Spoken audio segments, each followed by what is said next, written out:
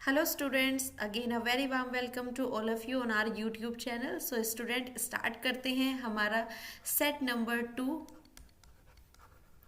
Of RMS और Sainik exam general science. तो students यहाँ पर मैं आपको आज कराऊंगी again 25 questions for of general science for your Sainik और RIMC examination that is going to be conducted on 18 December that is of RMS and on 8th of January that is for सैनिक। So student यहाँ हम discuss करेंगे again 25 questions from general science. I hope students आपने अपना register maintain कर लिया होगा। बच्चों के कमेंट सेक्शन में मुझे मिले कमेंट्स आए हैं बच्चों के, बहुत अच्छा स्कोर भी किया है। 25 में से 22 भी आए हैं बच्चों के, 21 भी और 18 मार्क्स भी आए हैं।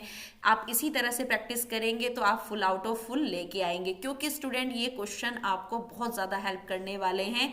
17 दिसंबर तक मैं आपको यहाँ पर 200 क्वेश्चंस का कलेक्शन प्रोवाइड कर दूंगी। बिल्कुल ऐसे ही क्वेश्चन आपको अपने साइंस सेक्शन में देखने को मिलेंगे, तो किसी भी क्वेश्चन को स्किप करके नहीं जाना, क्योंकि अगर क्वेश्चन की लैंग्वेज भी चेंज होगी वो तब भी आपको हेल्प कर जाएगा मेरा क्वेश्चन, क्योंकि मैं यहाँ पर आपको रीजन के साथ एक्सप्लेन कर रही हूँ। क्योंकि स्टूडेंट क्वालिफाई करने के लिए आपको हर सेक्शन को क्वालिफाई करना होगा, तो आपके लिए साइंस भी उतना ही इंपॉर्टेंट है जितना आपके लिए मैथमेटिक्स और आपका रीजनिंग और इंग्लिश सेक्शन है। सो स्टूडेंट अब आपको एग्जाम से डरने की जरूरत नहीं है, क्योंकि यूट्यूब चैनल हमारे ज्योमेट्री स्कूल यूट्यूब चैनल पर आपको यहाँ पर हर सेक्शन की प्रिपरेशन कराई जा रही है। अगर आपने अपना सिलेबस भी पूरा पढ़ लिया है बट आपको लगता है कि मैं करेक्ट क्वेश्चन टिक कर पाऊंगा या नहीं, तो उसके लिए हमारी यूट्यूब चैनल को आप अभी सब्सक्राइब कर लीजिए, बेल आइकन को प्रेस कर लीजिए, क्योंकि यहाँ आपको मिलने वाला है फुल प्रूफ प्रिपरेशन के लिए क्वेश्चंस का कलेक्शन। ऐसे करेक्ट और क्वेश्चन आपको किसी भी चैनल पर नहीं मिलेंगे। सो आपकी फाइनल प्रिपरेशन यही है ज्योमेट्री स्कूल में। सो स्टूडेंट कंटिन्यू करते हैं हमारा आज का session with next 25 questions from general science, जहां से क्वेश्चन एवरी ईयर हिट होते हैं। तो बिफोर दैट उससे पहले डिस्कस करते हैं स्टूडेंट, अगर आप नेक्स्ट सेशन के लिए प्रिपेयर करना चाहते हैं तो आरएमएस के लिए हमारा कर्तव्य बैच स्टार्ट होने वाला है in live classes as well as in our physical school that is on geometry school hostel facility के साथ। स्टार्टिंग में 25 सीट्स ही हमारे पास अवेलेबल हैं, तो जल्दी से आप हॉस्टल को विजिट करें, लाइव क्लासेस के लिए अपना लॉगिन आईडी प्रिपेयर करें और हमारी लाइव क्लासेस के लिए डेमो लेने स्टार्ट करें, और जनवरी 1 से हमारे साथ लाइव क्लासेस और हॉस्टल फैसिलिटी में अपने आप को एनरोल करें, क्योंकि इससे अच्छा बेस्ट हॉस्टल आपको आरएमएस के लिए, सैनिक और आरआईएमसी के लिए नहीं मिलेगा। तो जल्दी से आरएमएस को हिट करने के लिए हमारा कर्तव्य बैच ज्वाइन करें। स्टूडेंट ज्योमेट्री स्कूल इंडिया का फर्स्ट स्कूल एंट्रेंस ऐप है, जहां पर आपको हमारा ऐप गूगल प्ले स्टोर से आप ये लोगो देखेंगे और इस लोगो के साथ आप एंड्रॉइड फोन में हमारा एप्लीकेशन डाउनलोड कर सकते हैं। इवन आप हमारी इस वेबसाइट पर जाकर कंप्लीट वेबसाइट को देख सकते हैं www.geometryschool.in। यहाँ पर आपको हर एग्जाम के लिए, कॉम्पिटिटिव एग्जाम के लिए like RIMC, RMS, all India Sainik school entrance exam, Navodaya, सबके लिए कंप्लीट कोर्स पैकेज मिलने वाला है with the recorded lectures, topic wise quizzes, live test, mock test, high quality mock test, और ज्योमेट्री हॉस्टल फैसिलिटी में आपको 8 to 5 क्लासेस मिलने वाली हैं, साथ ही लाइव टेस्ट, महामोक every Sunday and Thursday. And अगर आप ऑनलाइन पढ़ना चाहते हैं तो there are live classes also with the recorded lecture. So student hostel facility की बात करें तो हमारा हॉस्टल है, आप इसको जरूर विजिट करें, बागपत में है ये। यहाँ पर हॉस्टल फैसिलिटीज की बात करें तो इसमें सबसे जो अच्छा यहाँ पर फीचर है वो ये है कि आप यहाँ पर मंथली फी पे कर सकते हैं। कोई भी इंस्टीट्यूट आपसे इस तरह की छूट आपको नहीं देगा कि आप मंथली फी सबमिट करें। फर्स्ट ट्रायल में आप 1 मंथ का फी प्रोवाइड कर सकते हैं। आपको स्टार्टिंग में ही कोई 1 ईयर का प्लान लेने की जरूरत नहीं है। अगर आपके बच्चे अच्छे से अडेप्ट कर पाते हैं, उस एनवायरमेंट में अपने आप को सुटेबल फील करते हैं, तो आप आगे का पेमेंट तभी करें। यहाँ पर हर तरह की प्रिपरेशन कराई जाती है लाइक आरआईएमसी, आरएमएस, सैनिक स्कूल विद एक्सपर्ट फैकल्टी। तो जल्दी से अगर आपको हॉस्टल फैसिलिटी को ज्वाइन करना है तो एक बार हॉस्टल को जरूर आकर विजिट करें, सारे फीचर्स को देखें, उसके बाद ही पेमेंट करें। ऑनलाइन क्लासेस लेना चाहते हैं तो आप हमारी www.geometryschool.in पर वेबसाइट पर जाकर अपना डेमो बुक कर सकते हैं और एक बार सभी कोर्सेज को एनालाइज कर सकते हैं। तो चलिए स्टूडेंट स्टार्ट करते हैं आज का सेशन। तो जल्दी से अगर आपने अपना रजिस्टर प्रिपेयर कर लिया है तो नेक्स्ट 25 क्वेश्चंस के लिए रेडी रेडी हो जाइए। ये क्वेश्चंस भी अगेन पूरा जनरल साइंस से, हर चैप्टर से हैं। यहाँ पर मैं आपके हर चैप्टर से आपको क्वेश्चन करा रही हूँ जैसे क्वेश्चन एग्जाम में बिल्कुल आते हैं, कोई भी चैप्टर स्किप नहीं होगा और ये 200 क्वेश्चंस आपको बहुत ज्यादा हेल्प करने वाले हैं। तो जल्दी से मेरे साथ अपना प्रैक्टिस सेशन स्टार्ट करें। मेरे बताने से पहले अपना आंसर सोच लें और कमेंट सेक्शन में मुझे फिर से बताएं कि आज आप 25 में से कितना स्कोर करेंगे। देखते हैं आपका स्कोर अपग्रेड होता है या नहीं। तो देखते हैं आज का first question, which of the following statement is correct. इनमें से कौन सा स्टेटमेंट बिल्कुल करेक्ट है। स्टूडेंट जो भी क्वेश्चन में पूछा गया है सबसे पहले क्वेश्चन पेपर में उसको मार्क कर ले, क्योंकि हम सॉल्व करते हुए ये भूल जाते हैं कि स्टेटमेंट करेक्ट वाली पूछी है या इनकरेक्ट। तो सबसे पहले आपको क्वेश्चन में हाईलाइट कर लेना है, ये आपको अपने मेन एग्जाम में बिल्कुल ध्यान रखना है। तो यहां हमसे पूछी गई है correct statement, friction act on a ball rolling along the ground, बिल्कुल करेक्ट है। यहां पर क्या होती है, रोलिंग ग्राउंड पे ये जब आपका फ्रिक्शन होता है और अगर बॉल रोल करते हुए जा रही है तो यहां पर एक अपोजिट फोर्स लगेगा, that is the rolling friction. पर भी ये कम लगेगा बट लगेगा। Friction act on a boat moving on water, water का भी अपना एक बायोंट फोर्स होता है। Friction act on bicycle moving on a smooth road, smooth road पर यहां पर फ्रिक्शन जनरेट होगा या नहीं, क्योंकि यहां पर जब फ्रिक्शन सरफेस बहुत ज्यादा स्मूथ होता है तो इस साइकिल इजीली मूव कर जाती है, क्योंकि यहां पर जो फ्रिक्शन के लिए सबसे ज्यादा जो मायने रखता है वो हमारा रफ सरफेस मायने रखता है। आपने देखा भी होगा कैरम बोर्ड जितना ज्यादा रफ हो जाता है तो आप यहाँ फ्रिक्शन को कम करने के लिए क्या करते हैं, उस पर कोई भी लुब्रिकेंट डालते हैं लाइक अ पाउडर, जिससे कि उसका सरफेस बिल्कुल स्मूथ हो जाता है। अगर आप लाइक स्टैटिक फ्रिक्शन, किसी भी बॉडी को मूव कराने के लिए हमें स्टैटिक फ्रिक्शन की जरूरत होती है, लेकिन रोलिंग करते हुए बॉडी तेजी से मूव करती है तो एक अपोजिट फ्रिक्शन उसमें उतना ही कम हो जाता है। इसलिए हम अपनी मशीन्स में क्या करते हैं, बॉल बियरिंग के पार्ट्स में यूज करते हैं जिससे हमारे मशीन्स के पार्ट घिसे नहीं। इसी तरह आपके जो शूज के सोल होते हैं, जितना आप रफ सरफेस पर चलते हैं उतना ही ज्यादा उनके सोल नीचे से घिस जाते हैं। तो यहाँ पर रोलिंग है तो रोलिंग इतना ज्यादा नहीं लगेगा। बोट पे यहाँ पर आपका सरफेस है स्मूथ, यहाँ पर आप स्मूथ रोड पर बाईसाइकिलिंग कर रहे हैं।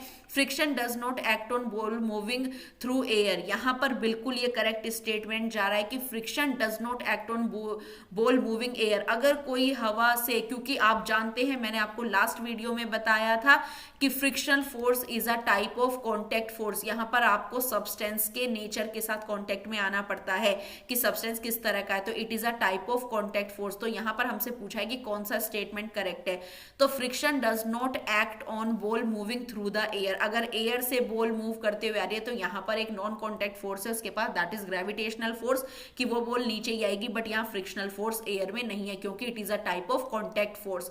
तो D is the correct answer. ये स्टेटमेंट बिल्कुल करेक्ट है कि अगर बॉल एयर से मूव करते आ रही है तो ये फ्रिक्शन फोर्स उस पर एक्ट नहीं करेगा। क्यों? क्योंकि फ्रिक्शन फोर्स क्या है, एक कॉन्टैक्ट फोर्स है जो किसी भी मोशन से क्या लगता है, अपोजिट डायरेक्शन में लगता है। ये हमने लास्ट वीडियो में भी क्लियर कर लिया था। तो ये करेक्ट स्टेटमेंट है according to the question. Move on to the next question. An object is vibrating at 15 hertz, यहाँ पर एक ऑब्जेक्ट है जो कंटिन्यूअसली वाइब्रेट कर रहा है with the frequency of 50 hertz. तो आपको पता होना चाहिए बच्चों, ये क्वेश्चन है हमारा साउंड चैप्टर से, और साउंड चैप्टर से आपको न्यूमेरिकल बेस्ड क्वेश्चन, एम्पलीट्यूड और फ्रीक्वेंसी को लेके ही क्वेश्चन आता है।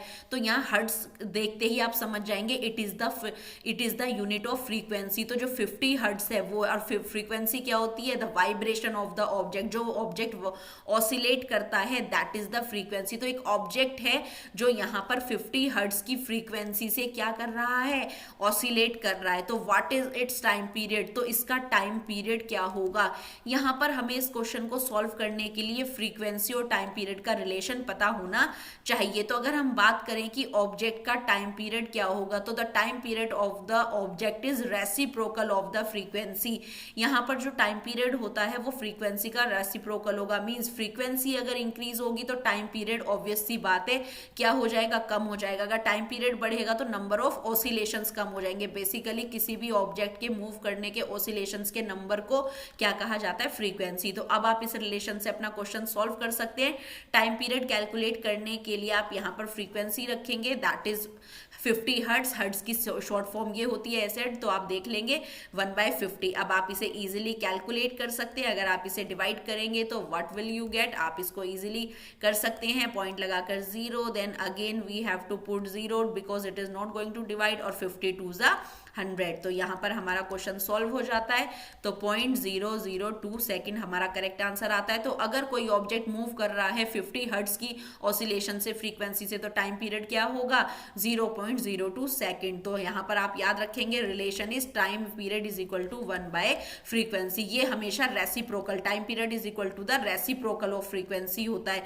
अगर यहाँ पर फ्रीक्वेंसी बढ़ेगी ऑसिलेशंस की तो टाइम पीरियड कम हो जाएगा। तो ये रिलेशन आपको हमेशा याद रखना है टू solve your question। तो ऑप्शन 2 का, क्वेश्चन नंबर 2 का option A is correct. Move on to the next question.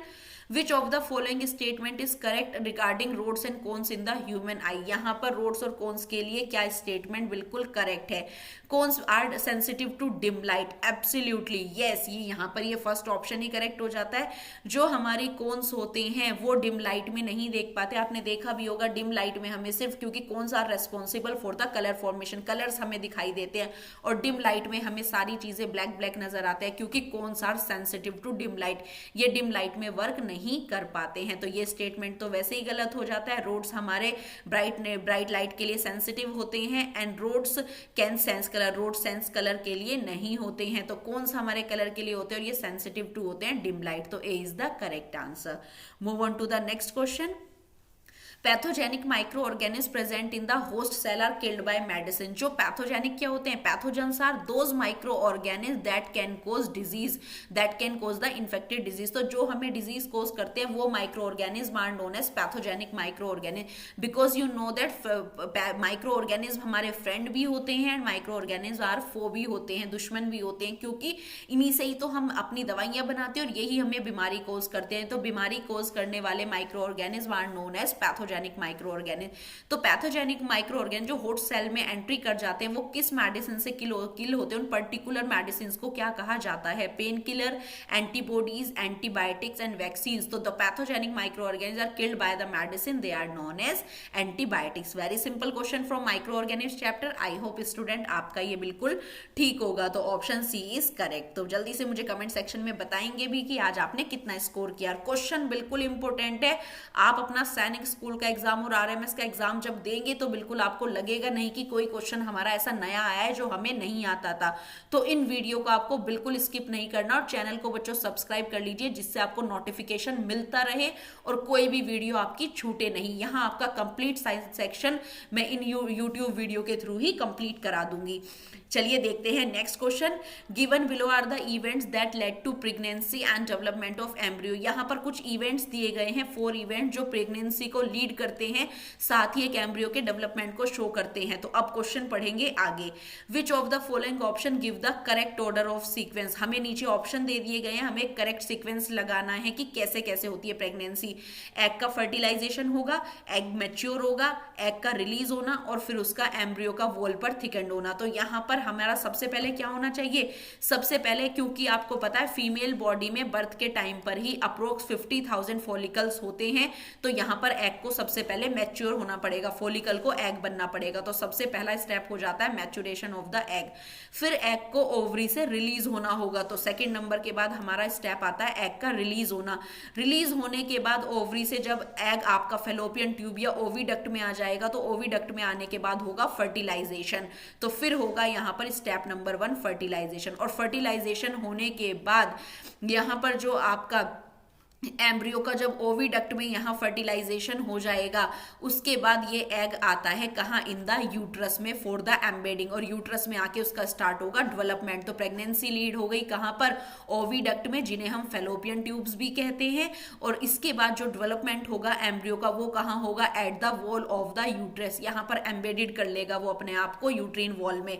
तो क्या करेक्ट स्टेप होते हैं हमारे, सबसे पहले मैच्योरेशन होना जरूरी है, सेकेंड उसके बाद ओवी यहाँ पर उसका रिलीज होना जरूरी है, तो रिलीज हो गया। उसके बाद एग का फर्टिलाइजेशन होगा और फिर 4th नंबर पे वो अपने आप को एम्बेडेड कर लेगा। तो यहाँ पर करेक्ट ऑप्शन कौन सा है हमारा, D is the correct option. चलिए स्टूडेंट आपको क्लियर हो गया होगा रिप्रोडक्शन का प्रोसेस। यहाँ से मूव करते हैं नेक्स्ट स्टेप, नेक्स्ट क्वेश्चन पर। Which pair of element contain a metal and non metal both are present in liquid state. Student आपको भी क्वेश्चन को एग्जाम में इस तरीके से मार्क कर लेना है। यहाँ पर हमसे पूछा गया है कि एक पेयर में एलिमेंट्स का एक मेटल है और नॉन मेटल भी, और दोनों ही लिक्विड स्टेट में पाए जाते हैं एट रूम टेम्परेचर। तो आपको चूज करना है एक मेटल और नॉन मेटल। ऑप्शन 1 देखते हैं, आयरन और गोल्ड दोनों ही मेटल हैं, तो यहाँ पर हमारा ये वैसे ही गलत हो जाता है। सोडियम और ब्रोमीन, हम यहाँ पर बात करें, सोडियम आपका मेटल है और ब्रोमीन आपका नॉन मेटल है, बट बिल्कुल ठीक है, लेकिन सोडियम हमारा क्या होता है, सॉलिड स्टेट में मिलता है रूम टेम्परेचर पर, तो ये भी गलत हो जाता है। ब्रोमीन और mercury, absolutely bromine is a non metal and non metal generally हमारे या तो सॉलिड होंगे या इधर गैस होंगे, but bromine is the exception case, ये नॉन मेटल है और हमेशा लिक्विड स्टेट में मिलता है रूम टेम्परेचर। और मर्क्यूरी हमारा मेटल है जो एक एक्सेप्शन मेटल है जो हमेशा रूम टेम्परेचर पर लिक्विड फॉर्म में मिलता है, तो यहां पर हमारा यही आंसर ठीक हो जाता है। डी भी देखते हैं, ग्रेफाइट हमारा एक नॉन मेटल है, मर्क्यूरी मेटल है, पर ग्रेफाइट कार्बन की फॉर्म हमेशा हमें सॉलिड फॉर्म में मिलती है, तो यहां पर डी ठीक नहीं होता, तो इसलिए हमारा ऑप्शन सी करेक्ट है। ब्रोमीन एक नॉन मेटल है, मर्क्यूरी एक मेटल है, दोनों ही रूम टेम्परेचर पर लिक्विड स्टेट में होते हैं। C is the correct answer. Student mark it, very important question, हर बार यहां पर इस तरह का क्वेश्चन जरूर आता है, सैनिक स्कूल में भी और RIMC RMS में भी। सैनिक स्कूल में ये क्वेश्चन, इसका दूसरे वाला पार्ट आ चुका है, तो ये आप RMS के लिए बिल्कुल रेडी करके जाइए, ये क्वेश्चन आने के चांसेस है। फॉस्फोरस एक वेरी रिएक्टिव नॉन मेटल है, we know that phosphorus is a very reactive non metal, basically explosive में यूज किया जाता है, क्रैकर्स में। It react vigorously with air, generally हमारे नॉन मेटल इजिली रिएक्ट नहीं करते हैं एयर में, जैसे नाइट्रोजन है, ऑक्सीजन है, तेजी से रिएक्ट नहीं करते, बट फॉस्फोरस आपका तेजी से रिएक्ट कर जाता है एयर में, तो इसे प्रोटेक्ट करने के लिए हम किस में स्टोर करके रखते हैं, alcohol, water, kerosene, none of them. तो यहां पर बच्चों आप केरोसिन के साथ जरूर कंफ्यूज होंगे, आपको याद रखना है केरोसिन में हम सोडियम को डिप करके रखते हैं और पोटेशियम को डिप करके रखते हैं, के is the symbol of potassium. ये क्वेश्चन आ चुका है सैनिक में, RMS में आने के चांसेस है। कौन सा मेटल है या कौन से मेटल हैं जो हाईली रिएक्टिव है एयर के साथ और उनको केरोसिन में डिप करके रखा जाता है, तो sodium and potassium are the answer.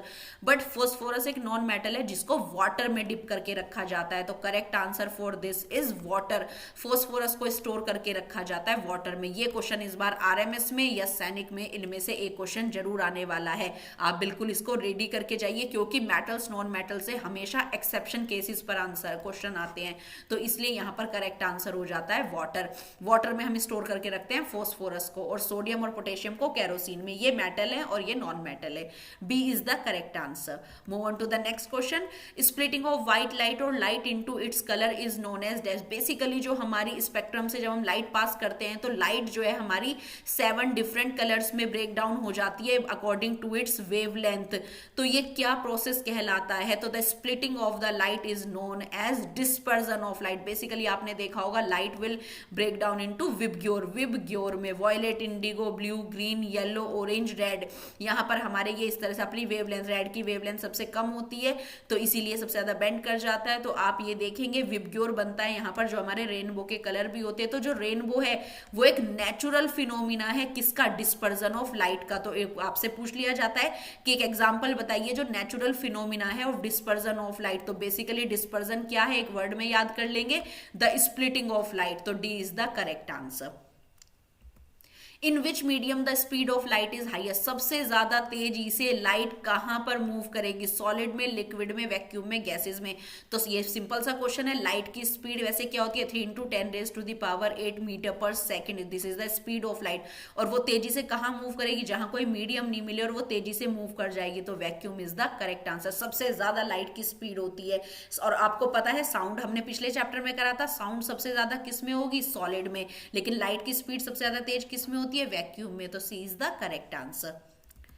Who discovered the bacteria Bacillus anthracis that cause anthrax in cattle? Again very important question। यहां पर हम बात कर रहे हैं एक पर्टिकुलर बैक्टीरिया की जिसका नाम है Bacillus anthracis और जो कि कैटल्स में एंथ्रेक्स डिजीज करता है। ये किसने डिस्कवर्ड किया है, Robert Brown, Robert Hooke, Robert Koch, Antony van Leeuwenhoek. तो बेसिकली जो डिजीज है यहाँ पर एंथ्रेक्स, उसका जो बैक्टीरिया है रेस्पॉन्सिबल, ऐसे भी क्वेश्चन आ सकता है कि एंथ्रेक्स किसकी वजह से होता है। तो देखो यहाँ पर दो तरह से क्वेश्चन बनता है कि वो बैक्टीरिया से होता है या फंगस से, तो एक क्वेश्चन तो ये बन गया।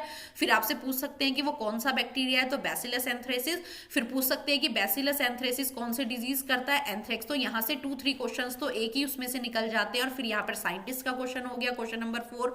तो यहाँ पर जो रॉबर्ट कोच है उन्होंने इसकी डिस्कवरी की है, रॉबर्ट ब्राउन ने जो डिस्कवरी की है वो न्यूक्लियस की है, that is the central dense part of the cell. Robert Hooke ने क्या किया है, सेल की खोज की है from the bark of the tree, these were the dead cells. और एंटनी वैन लेeuwenhoek हमने लास्ट वीडियो में भी किया था, इन्होंने बैक्टीरिया का डायग्राम और बैक्टीरिया की खोज की है। पर हम यहाँ पर्टिकुलर बैक्टीरिया की बात कर रहे हैं, बैसिलस एंथ्रेसिस की। तो किसने खोज की है, रॉबर्ट कोच ने। तो C is the correct answer. The full form of PCRA, important question from coal and petroleum. PCRA की फुल फॉर्म क्या होती है, आपको पता है कि पीसीआरए सारे चीजें देखते हैं कि किस तरीके से आप पोल्यूशन को या पेट्रोलियम का कंजर्वेशन आप कैसे कर सकते हो। तो पीसीआरए क्या देखता है, petroleum conservation research association. Petrol को किस तरीके से, यही आपको बताते हैं कि सिग्नल्स पर मतलब हमको इस इंजन को बंद करके रखना चाहिए, एक मॉडरेट स्पीड पर व्हीकल को मूव करना चाहिए। तो ये किस पे वर्क करते हैं, पेट्रोलियम कंजर्वेशन रिसर्च एसोसिएशन है। तो पीसीआरए की फुल फॉर्म आ जाती है आरएमएस एग्जाम में, तो आप करके जाइए इस क्वेश्चन को भी, petroleum conservation research association, this is the correct answer. Student, अगर आपको इसी तरह से क्वेश्चन का भंडार चाहिए फॉर सैनिक स्कूल, आरएमएस और यहाँ पर हमारे आरआईएमसी के लिए, तो आपको मिल जाएंगे हमारे कंप्लीट कोर्सेज और द कुछ पैक्स, जहां पर आपको इस टाइम पे सबसे ज्यादा हेल्प होने वाली है। जैसे कि अगर हम बात करें आरएमएस 6 के लिए हमारा चिनूक कंप्लीट कोर्स है, तेजस की बात करें तो ये हमारी मॉक टेस्ट सीरीज है जो इस टाइम पर आपको बहुत हेल्प करने वाली है। तो आप हमारी ऐप पर जाकर इन कोर्स को देख के अवेल कर सकते हैं, बहुत ही मिनिमल इनका कॉस्ट है। इतना का तो बुक भी आप परचेज करते हो, उसमें भी आपको इतना डेटा नहीं मिलेगा जितना हमारे तेजस पैक में मिल जाएगा। तो एक बार वेबसाइट को विजिट करें, उन कोर्सेज को देखें। तो इसी तरह से अगर आप 9th क्लास के लिए प्रिपेयर कर रहे हैं तो जैगवर हमारा कंप्लीट कोर्स है, रुद्रा आप इस समय ले सकते हैं। यहाँ पर आपको previous year paper, high quality mock test, live test, exam booster मिलेगा। और स्टूडेंट, अगर आप सैनिक के लिए प्रिपेयर कर रहे हैं तो इस टाइम जो सबसे मोस्ट परचेजिंग कोर्स हमारा चल रहा है वो है वीर पैक। यहाँ पर आपको प्रीवियस ईयर पेपर, क्योंकि इस टाइम पर जो सबसे ज्यादा हेल्प करते हैं वो होते हैं प्रीवियस ईयर के क्वेश्चंस। उसमें आपको high quality mock test, live test मिलेगा और एग्जाम बूस्टर मिलेगा, जिसमें आपके मिक्स्ड क्वेश्चंस होंगे एक साथ, जो आप पेपर में जैसा आएगा।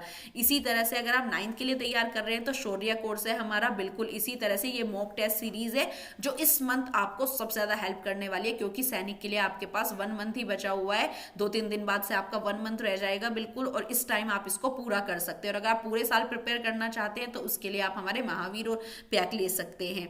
सो student, move on to the next question.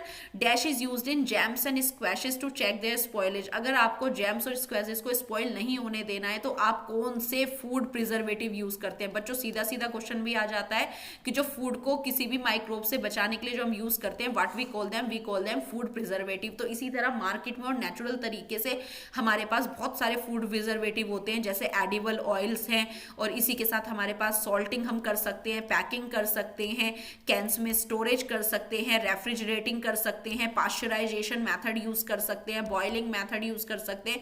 तो ये कुछ हमारे नेचुरल मेथड है जो हम यूज करते हैं फॉर प्रिजर्वेशन ऑफ फूड। लेकिन इसी के साथ साथ पिकल्स को करने के लिए, जैम्स को, स्क्वैशेस को, to check there the spoilage of the spoilage of the fruit, to protect them, उसके लिए मार्केट में कुछ प्रिजर्वेटिव्स आते हैं। तो उनमें से आपको उन केमिकल्स का नेम बताना है जो एज अ प्रिजर्वेटिव यूज किए जाते हैं जैम और स्क्वैशेस की बोतल में। Sodium nitrate, benzoate sulphide, sodium benzoate, sodium meta bisulphide. तो which are the correct answer?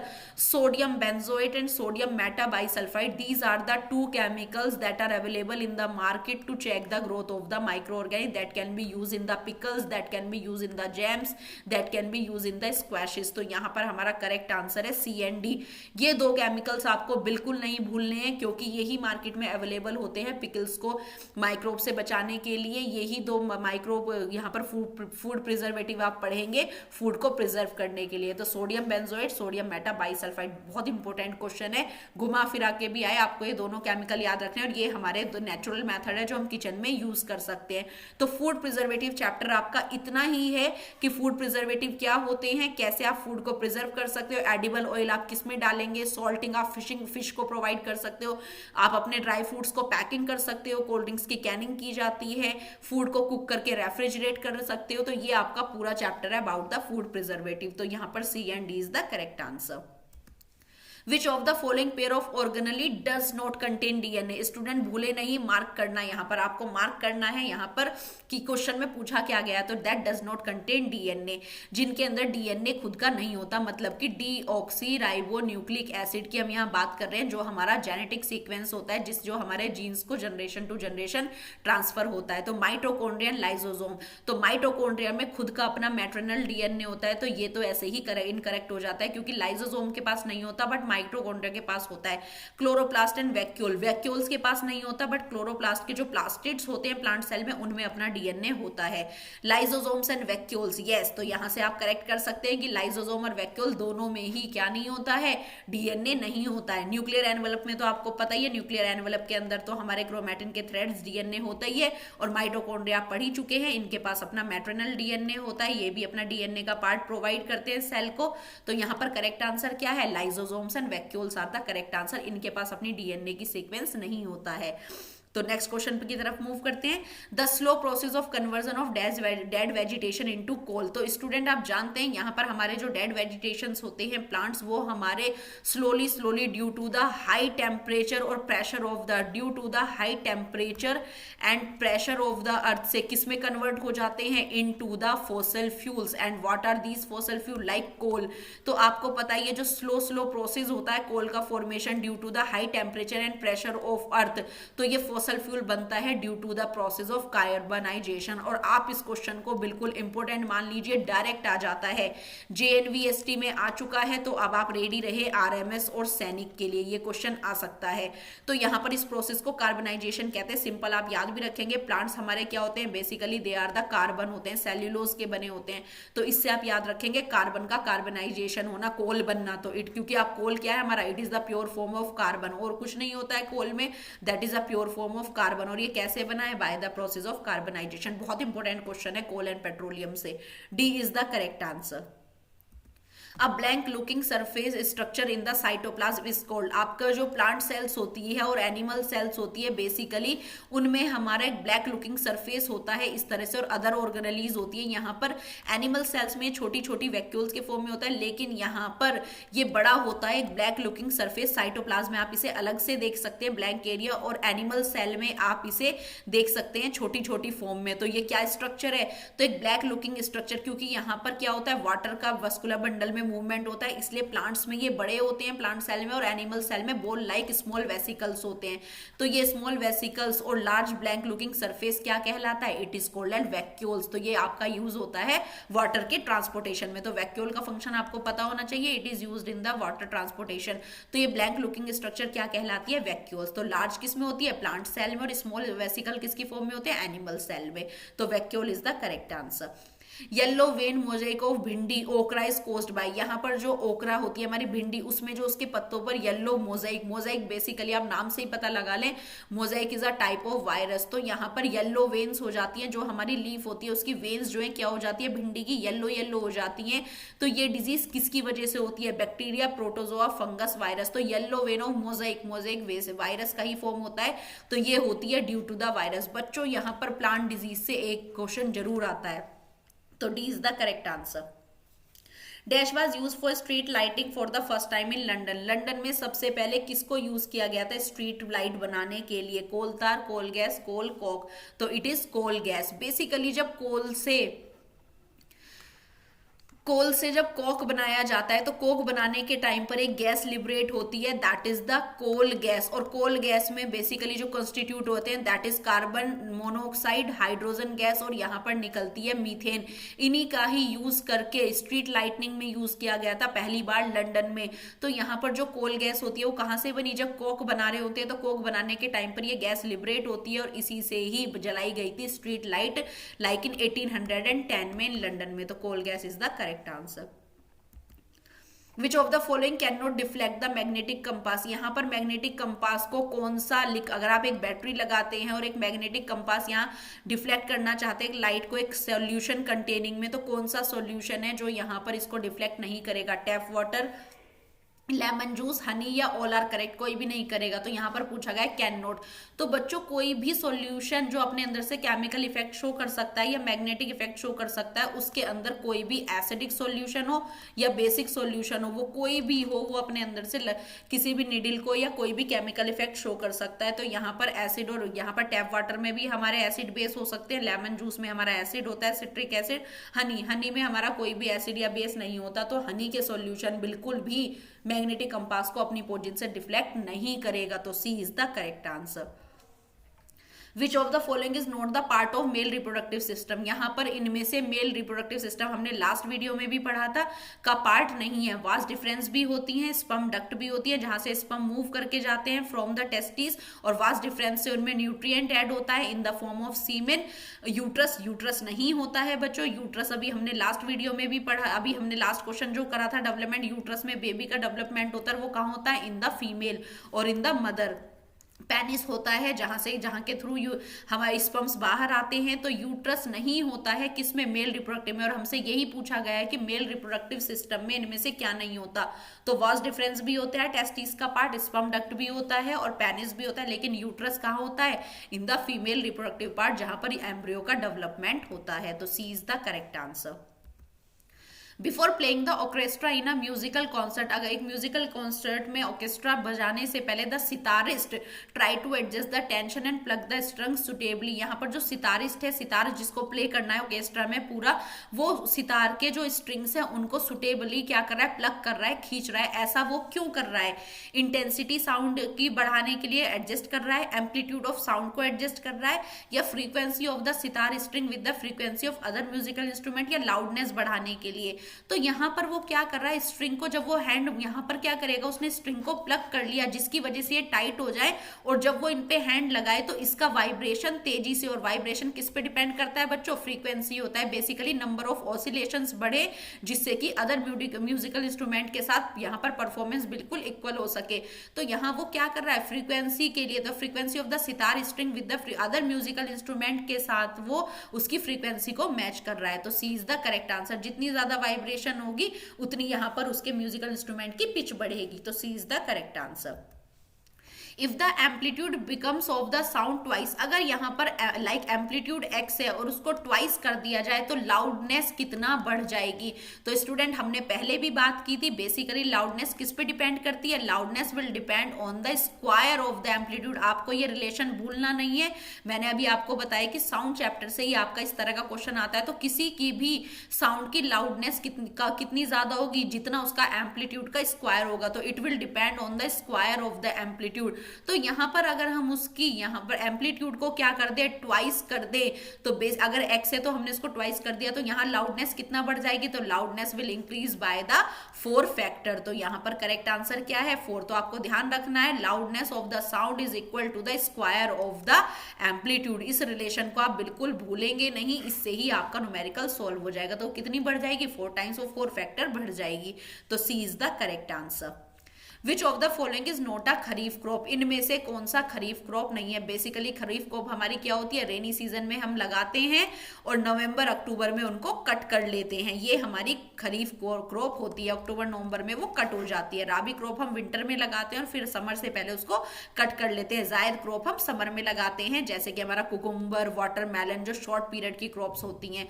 तो खरीफ हो गई हमारी कहा अगस्त में लगने वाली और नवंबर में कट हो जाने वाली। जायद इससे पहले लगती है समर में, जो मई जून जुलाई सीजन में हम खाते हैं फ्रूट्स। और उसके बाद राबी क्रॉप्स होती है जो हमारी विंटर में लगती है। तो इनमें से कौन सी खरीफ क्रॉप नहीं है? जूट भी हम पहले लगा लेते हैं, मेज भी और राइस भी हमें रेनी सीजन में लगाते हैं जिससे लॉट्स ऑफ वाटर की नीड होती है। तो यहाँ पर मस्टर्ड आप अब देख रहे होंगे फील्ड्स में, मस्टर्ड लगाई जाती है आपकी नवंबर दिसंबर में लगती है और हम इसको मार्च तक कट कर लेंगे। तो ये हमारी कौन सी क्रॉप हो गई?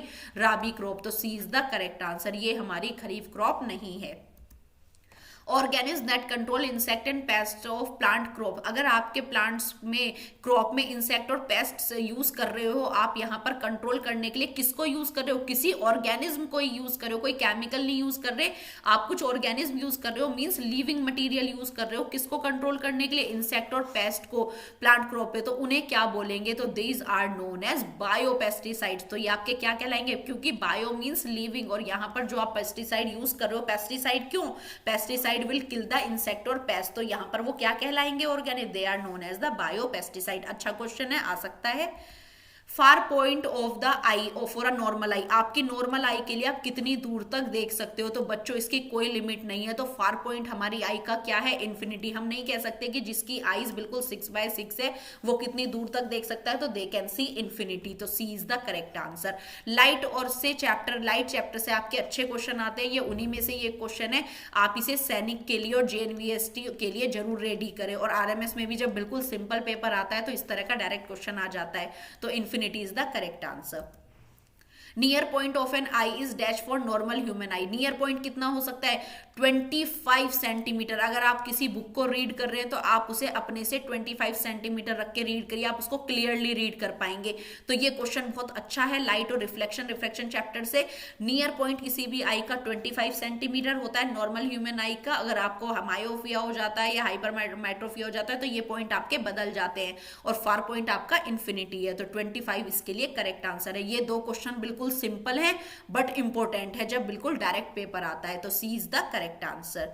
ओके स्टूडेंट, तो दीज वर योर 25 क्वेश्चंस। अब आपके पास क्वेश्चन का कलेक्शन हो गया है 50 क्वेश्चन, फर्स्ट वीडियो में हो गया, सेकंड वीडियो में आज अगेन आपके पास 25 क्वेश्चंस आ गए हैं। आई होप स्टूडेंट ये क्वेश्चन आपको बहुत हेल्प करेंगे। कमेंट सेक्शन में मुझे जरूर बताइए अगर आपने एनसीईआरटी को अच्छे से कवर कर लिया है तो ये क्वेश्चन अब आपको आपकी प्रैक्टिस को बिल्कुल फाइनल तक लेके जाएंगे। So student, see you soon with the next video. मुझे कमेंट सेक्शन में जरूर बताएं, अपना फीडबैक जरूर दें।